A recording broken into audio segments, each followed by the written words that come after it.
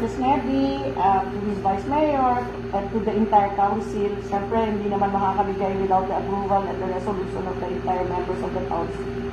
And also to all the people of Muntinlupa. Maraming salamat po sa tulong nyo.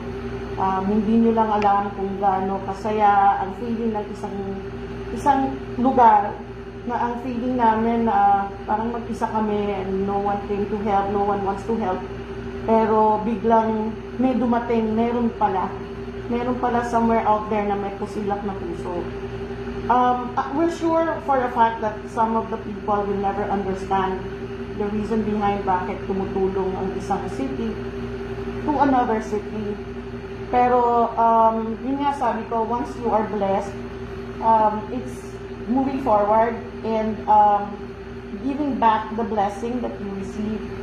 So, sabi ko nga, pag nagbigay kayo, it will go back hundredfold. So, alam ko naman, mabibless ang Muntinlupa and you are very blessed. Blessed po kayo na meron kayong isang mayor na katulad ni Mayor Fresnedi. Maraming salamat po. The people of Iriga, maraming salamat at madami po kayong matutulungan. Salamat po.